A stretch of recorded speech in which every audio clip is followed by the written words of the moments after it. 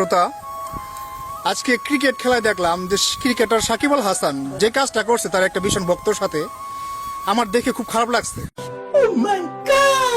তো একজন পথচারী আসতেছে, সে সাকিব আল হাসানের ভীষণ ভক্ত, তার কাছে শুনবো যে আজকে যে কাজটা করছে। আচ্ছা, ওই যে একজন পথচারী আসতেছে, আমরা তার কাছে শুনবো, সেও ক্রিকেটার সাকিব আল হাসানের খুব ভীষণ ভক্ত, যে আজকে এই বিষয়টা নিয়ে সে কি মত প্রকাশ করে। আচ্ছা, আপনার কাছে শুনতে যাচ্ছি, আপনার 10 ক্রিকেট খেলা দেখছেন অবশ্যই। হ্যাঁ দেখছি। ক্রিকেটার সাকিব আল হাসান যে কাজটা করছে আজকে তার ভীষণ একটা ভক্তের সাথে, সে কাজটা কি আপনার মতে কি ঠিক করছে? ওটা পুরো বেদব।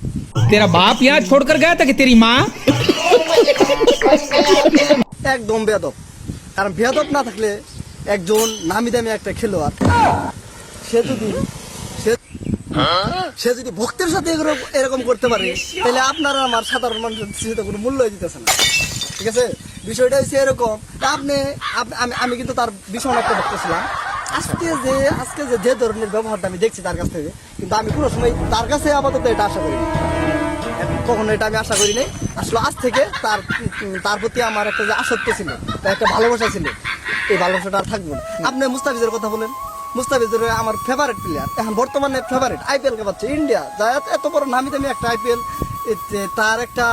তার বল, তাদের বলার স্ট্রাকচার বলা আছে, এইগুলো বিষয়ে আপনি এইদিকে খেয়াল করেন, দেখেন যে বিষয়টা দেখেন যে এই কথাগুলো সাকিব আল হাসানের বিরুদ্ধে শুনতে পারলাম।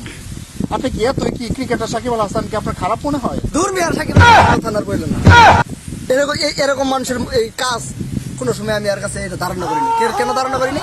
কারণ ভক্তের সাথে এরকম করে এটা আমি কখনো চিন্তা করিনি, মাথায় আনি।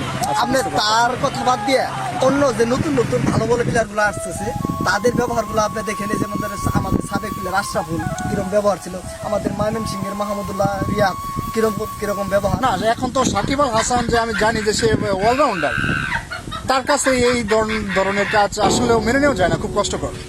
না, এটা আমি কখনোই নিজেকে মানতে পারবো না। আর আজকে থেকে সাকিবের প্রতি আমার কোনো আসক্তি নাই, ভাই যাই করছি আর এইসব বিষয় না। আমি এখন থেকে শ্রোতা, আপনারা তো শুনতে পাচ্ছেন যে ক্রিকেটার সাকিব আল হাসান আজকে যে কাজটা করছে খুব একটা মর্মান্তিক কাজ করছে। আমরা কখনোই চাই না এই ধরনের কাজ করতে। ঠিক আছে, খোদা হাফেজ।